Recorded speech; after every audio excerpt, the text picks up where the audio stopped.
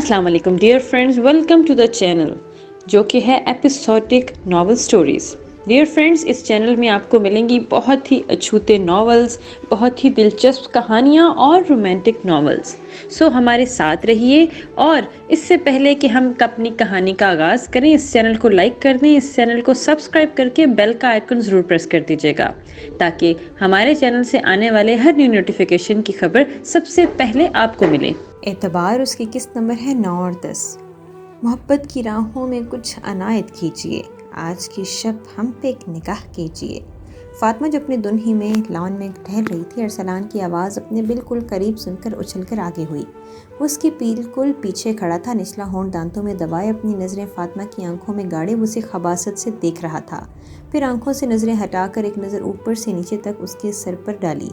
ہلکی ٹھنڈ کی وجہ سے وہ اپنا دوپٹہ اپنے گرد اچھی طرح لپیٹی ہوئی تھی، پر اس کے باوجود بھی وہ اس کی غلیظ نظروں سے پریشان ہوتی، درست کرنے کے باوجود اپنا دوپٹہ نامحسوس طریقے سے اچھی طرح لپیٹنے لگی۔ اس کی یہ حرکت ارسلان نے بخوبی نوٹ کی تھی۔ ہنستے ہوئے وہ ایک قدم آگے بڑھا، جبکہ وہ ایک قدم سے 2 قدم اور پیچھے ہٹ گئی۔ نظروں سے تو ہمیشہ کی طرح وہ ایسے ہی رکھتا تھا، اس کو نظروں سے تو ہمیشہ اسے وہ پریشان کرتا تھا، عجیب طریقے سے اسے ٹینس کرتا تھا، پر اب تو وہ روبرو اپنی اس چھچوری حرکتوں میں شاید اضافہ کرنے والا تھا، اور اس سے وہ پریشان بھی ہو رہی تھی۔ فاطمہ کا تو شدت سے دل چاہ رہا تھا کہ کاش اسامہ یا عارف صاحب آ جائیں، مگر افسوس کیا کرتے۔ اسامہ مریم کے ساتھ سفیان کی شاپنگ پر گیا تھا اور عارف صاحب ہاسپٹل میں تھے، اور میرب وہ تو کم ہی شام کے وقت لان میں آتی تھیں۔ جب گھبراہٹ بڑھنے لگی تو اسے یاد آیا کہ وہ فاطمہ عارف ہے، فاطمہ عارف بخاری، اور یہ یاد آتے ہی آئی برو آپس میں بھینچ گئیں۔ یہ اس کا گھر تھا اور اس کے گھر میں کوئی اس سے بدتمیزی کرے، یہ ناممکن تھا۔ خیریت، یہاں کیسے آنا ہوا آپ کا؟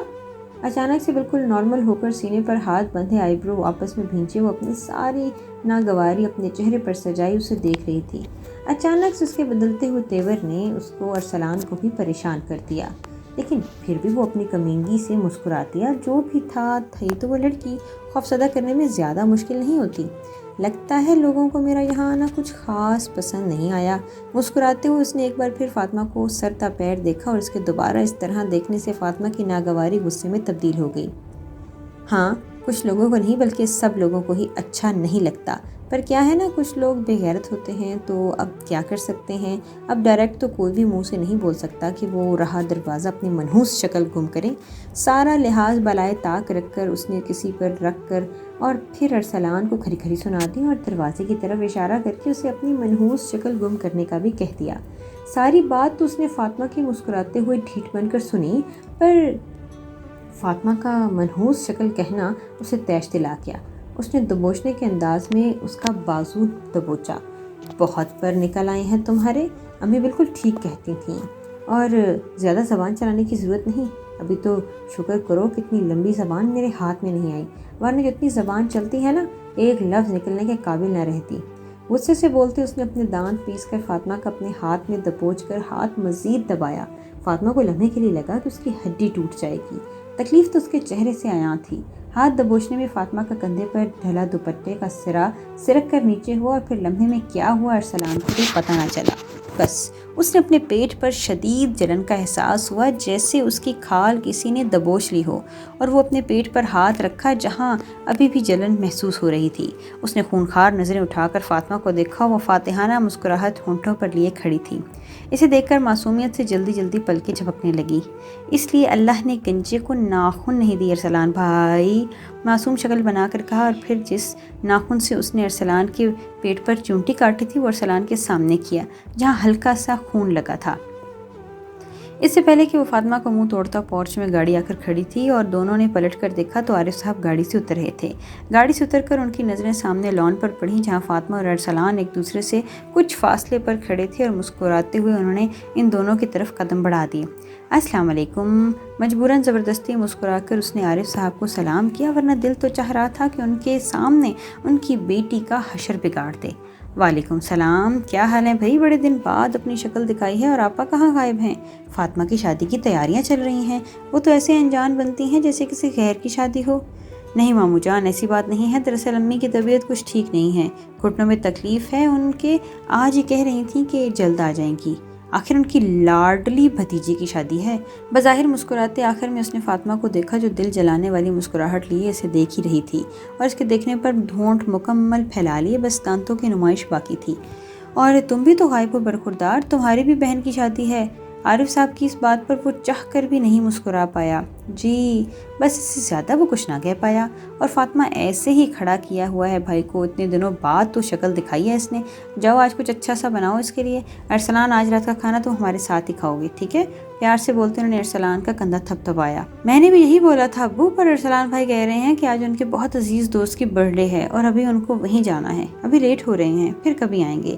لہجے میں چاشنی گھول کر مسکراتی ہوں ارسلان کو دیکھ کر پھر عارف صاحب کو دیکھنے لگی۔ فاطمہ کی بات پر عارف صاحب نے آبرو اچکا کر سوالیہ نظروں سے اسے دیکھا، اور مجبوراً اسے نہ چاہتے ہوئے اس بات میں سر ہلانا پڑا، ورنہ اس کا بھی جانے کا کوئی ارادہ نہیں تھا۔ چلو ٹھیک، ویسے بھی دوستوں کے سامنے گھومنے کی یہی عمر ہوتی ہے، ورنہ اگر ایک بار شادی ہو جائے تو پھر سمجھو بندہ کسی کام کا نہ رہا۔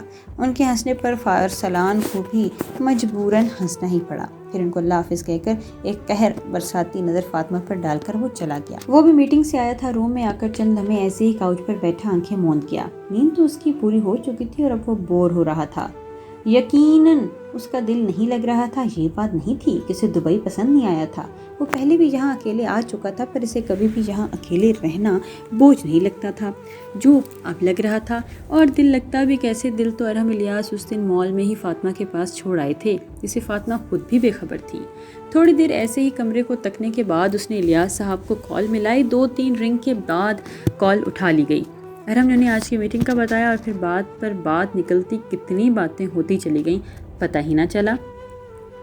دن پر دن گزرتے جا رہے تھے اور شادی سر پر آ کھڑی تھی۔ جہاں شادی کی تیاریاں عروج پر تھیں، وہیں فاطمہ کی ہر چیز میں نخرے بھی، اور شادی ہو رہی تھی، کچھ دن میں رخصتی ہو جائے گی، یہ سوچ کر میرا بھی کچھ نہیں بول رہی تھی۔ اس سے فاطمہ کو شے مل رہی تھی۔ فاطمہ کی پھپھو بھی چکر لگا کر گئی تھیں، بولا انہوں نے ایک لفظ نہیں تھا جس سے بدمزدگی ہوتی، اپنی طبیعت کے برعکس، لیکن شادی کی تیاریوں میں بھی حصہ لینے سے منع کر دیا تھا، اور وجہ وہی گھٹنوں کی تکلیف بتائی تھی۔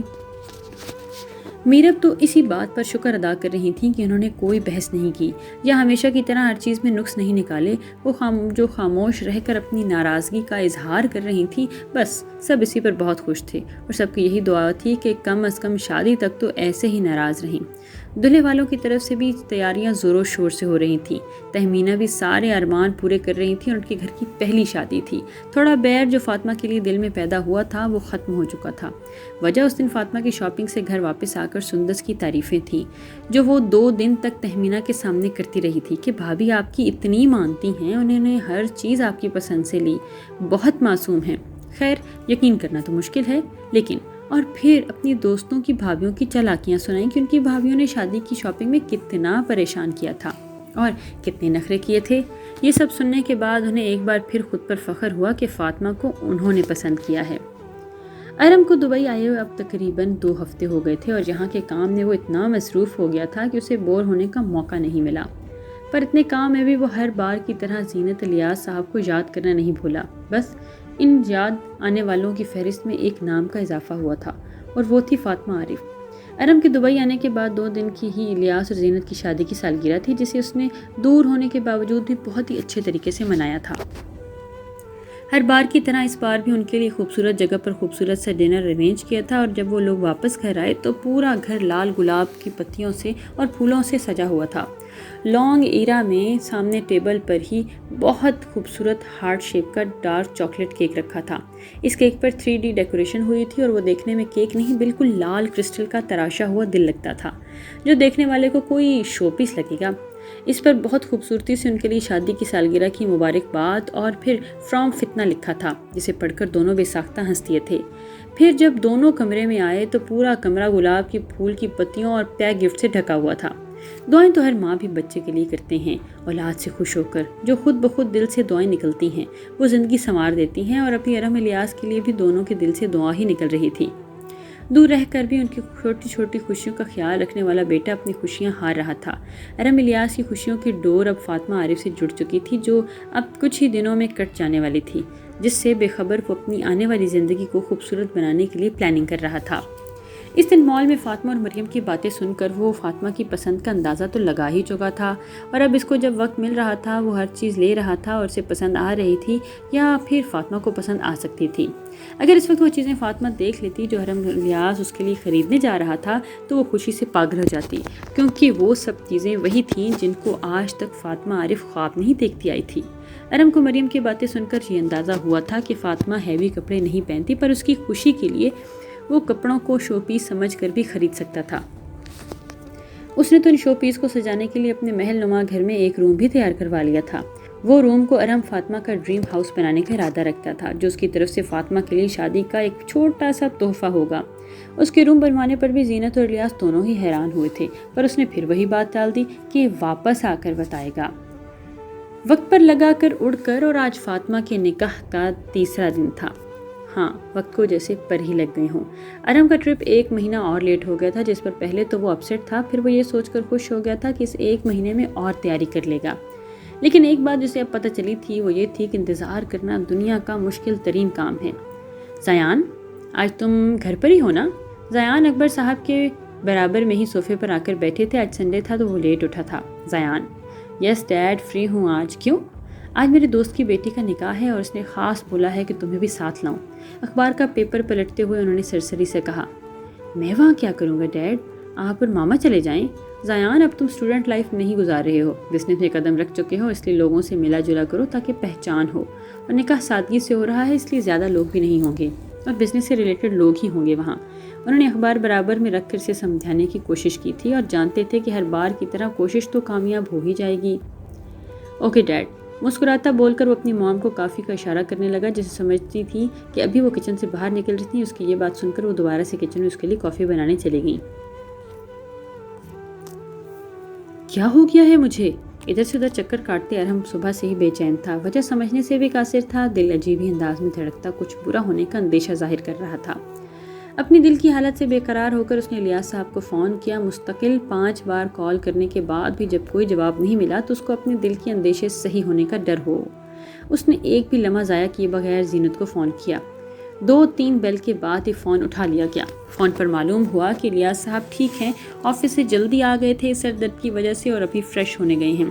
اس کے دل کو یکگونا سکون ملا ہو۔ پھر کچھ دیر باتیں کر کے اس نے فون رکھ دیا، لیکن ایک بار پھر دل عجیب ہونے لگا۔ اپنے دل کی نفی کرتے وہ باہر نکل گیا، نہ جانے بغیر کہ آج اس کا دل اپنی دنیا اجڑ جانے کے غم میں مچل رہا ہے، جس سے وہ خود بھی بے خبر تھا۔ شام کا وقت تھا، چونکہ نکاح مغرب میں رکھا گیا تھا اس لیے مہمان آنا شروع ہو چکے تھے۔ نکاح میں ان کے خاندان والے جو بہت مختصر تھے، پڑوسی، زینت کی 2-3 دوستیں، مریم کے ایک دوست، عارف صاحب کے ہاسپٹل کے 1-2 قریبی دوست اور باقی پرانے عزیز دوست جو تقریباً بزنس میں ہی تھے، جن میں سے ایک زیان کے ڈیڈ تھے، اسامہ کے 2-3 قریبی دوست اور دلہے والے جو مختصر لوگ ہی آنے تھے، اور فاطمہ کی 20 سے 25 عزیز دوست نے 5 اسکول کی، 5 کوچنگ کی، 5 کالج کی، 5 یونی کی۔ پر معاملہ یہاں ختم نہیں ہوا۔ اس نے تو اپنی 50 سے 60 بیسٹ فرینڈ کی لسٹ بھی بنا دی تھی، جسے پڑھ کر میرب کا تو دماغ ہی چکرا گیا تھا، پر پھر کم کرتے کرتے مشکل سے 25 پر بات فکس ہوئی تھی، وہ بھی اس شرط پر کہ بارات کے فنکشن میں وہ جتنی چاہیں دوستیں بلا سکتی ہیں، جس پر میرب مان گئی تھی اور وعدہ بھی کر دیا تھا۔ لیکن جب اگلے دن ہی فاطمہ نے ان سے 200 کارڈ مانگے تو ان کے ساتھ ساتھ سب کا منہ کھلا رہ گیا۔ اس بار تو اسامہ اور عارف صاحب بھی سکتے میں تھے، لیکن پھر اس کی آنکھوں میں آنسو آتے دیکھ کر کارڈ دے دیے۔ اب 1 ہفتے کے بعد رخصتی تھی، رلا کر رخصت نہیں کر سکتے تھے، اور میرب اس وقت پر پچھتا رہی تھی جب فاطمہ سے یہ وعدہ کیا تھا۔ بھلا اتنی ساری دوستیں کیسے ہو سکتی ہیں؟ خیر، ہو سکتی ہیں جبھی تو فاطمہ کی ہیں۔ مریم تیار ہو چکی تھی۔ پارلر والی نے بڑی مہارت سے اس کی خوبصورت نقوش کو خوبصورتی سے میک اپ سے مزین کیا تھا۔ ڈل گولڈن گھیرے دار غرارے کے ساتھ لال رنگ کی گھٹنوں سے اوپر آتی قمیض، اور جو بالکل سادی تھی، اور لمبی چوڑی دار آستین، کیونکہ اسامہ کو چھوٹی آستین پسند نہیں تھی، بڑا سا جالی کا دوپٹہ، لال اور گولڈن کے امتزاج کی چوڑیاں، اور ساتھ دونوں ہاتھوں میں خوشبو سے مہکتے گلاب کے کنگن۔ بالوں کی آڑی مانگ نکالے سلکی بالوں کو آدھا گولڈن نگینوں کے کیچر میں مقید کیے سادگی سے کھلے چھوڑے تھے۔ کانوں میں گولڈن رنگ کے درمیانی سے تھوڑے بڑے جھمکے، جن سے نکلتی خوبصورت لڑیاں بالوں کے ساتھ پن کی مدد سے لگائی گئی تھیں۔ بڑی سی آنکھوں کو کاجل سے لبریز کی، لمبی پلکوں کو پھر مسکارا لگا کر اس کی مدد سے مزید لمبا کر کے گلابی گال بنا کچھ لگائے اسامہ کے دیکھنے پر خود بخود لال ہو رہے تھے۔ ہونٹوں پر سرخ لپسٹک لگائے وہ نظر لگانے کی حد تک حسین لگ رہی تھی۔ میرب تو کتنی بار ہی ماشاءاللہ بول چکی تھی اور اسامہ کی نظریں تو ہٹنے سے انکاری تھیں۔ اس کا بس نہیں چل رہا تھا کہ وہ ایک لمحے کے لیے بھی مریم کو اپنے سے دور نہ جانے دے۔ مہمان بھی تقریباً آ چکے تھے۔ ملازموں کو دوسرے کاموں میں لگا کر اس نے ایک ملازمہ سے خود پھولوں کے کنگن کی ٹرے لی۔ چونکہ ابھی دلہے والے نہیں آئے تھے اس لیے سب ایسے ہی ادھر ادھر گھوم رہے تھے، اور میرب تو فاطمہ کی تمام دوستوں کو سمجھا چکی تھی کہ جب دلہے والے آئیں گے تو ان کا ایک شاندار استقبال کرنا ہے۔ سب پہلے سے ہی اپنی اپنی پھولوں کی چھوٹی چھوٹی ٹوکریاں جن میں پھولوں کی پتیاں تھیں اور گھر میں لے کر گھوم رہی تھیں۔ ایسا معلوم ہوتا تھا جیسے پہلے زمانے کی شہزادیاں باغ میں پھول توڑنے آئی ہوں۔ السلام علیکم آنٹی۔ مسز اکبر جو بھی کچھ دیر پہلے ہی زیان کے ساتھ جہاں تھوڑی خالی جگہ پر کھڑی ہوئی تھیں، اپنے عقب سے آتی آواز پر پیچھے مڑی جہاں مریم کھڑی انہیں مخاطب کر رہی تھی۔ مسز اکبر کے ساتھ ساتھ ان کے ساتھ کھڑا زیان بھی حیرت سے مڑا تھا۔ وہ یہ آواز کیسے بھول سکتا تھا؟ 2 مہینوں سے یہی آواز تو اسے ہر جگہ سنائی دیتی تھی۔ پیچھے مڑا اور نظر مریم پر پڑی تو اسے اپنی دل کی دھڑکن بالکل ساکت محسوس ہوئی۔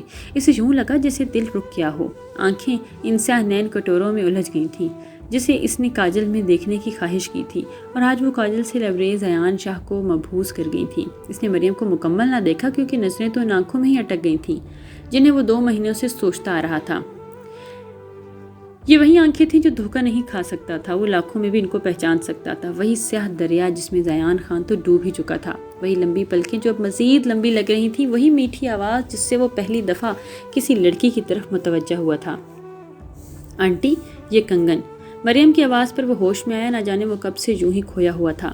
مریم کے کنگن آگے بڑھانے پر انہوں نے مسکرا کر 2 کنگن اٹھائے اور اسے اپنی موم کو دیکھ کر لگ رہا تھا کہ وہ اپنا تعارف کروا چکی ہیں۔ وہی اتنے لمحے میں گم تھا، اسے ہوش ہی نہ رہا تھا۔ نظریں آنکھوں سے ہٹیں تو آج اس نے ان آنکھوں کے ساتھ اس کا مکمل حسن دیکھا، اور دل نے دیکھتے ہی گواہی دی تھی کہ اس کے تصور سے کہیں زیادہ حسین ہے وہ۔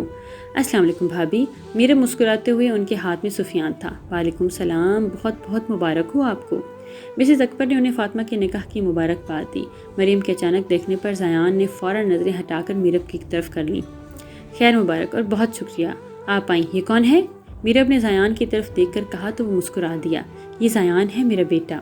مسز اکبر نے زیان کے بازو پر ہاتھ رکھ کر بتایا، اور کتنا اچھا لگتا ہے جب آپ کی اولاد آپ سے بھی قد میں اونچی ہو جائے اور فرمانبردار ہو۔ کتنا فخر محسوس ہوتا ہے دوسروں کو بتانے میں کہ یہ میرا بیٹا ہے یا یہ میری بیٹی ہے، اور یہی فخر ابھی مسز اکبر کو بھی محسوس ہو رہا تھا۔ ماشاءاللہ کتنا بڑا ہو گیا، میں نے بچپن میں دیکھا تھا اسے جب یہ بہت چھوٹا تھا۔ میرے اپنے فاطمہ کی برتھ ڈے پارٹی کا ذکر کیا جب زیان پہلی اور آخری بار ان کے گھر آیا تھا۔ ہاں جب بالکل، اب تو ماشاءاللہ سے پڑھائی بھی مکمل ہوگی اور بزنس سنبھال رہا ہے۔ ماشاءاللہ میری بہو سے تو آپ مل ہی لی ہوں گی، اب ان سے ملیے، یہ تو بیبی میرا پوتا ہے، پیار سے کہتی وہ مسز اکبر کو مسکرانے پر مجبور کر گئی، جبکہ ان کے ساتھ کھڑے زیان کے پیروں تلے سے زمین ہی نکل گئی۔ وہ شوق نظروں سے مریم کا مسکراتا چہرہ دیکھنے لگا اور اس کو ایسا لگا جیسے اس کو کسی نے دہکتی بھٹی میں ڈھکیل دیا ہو۔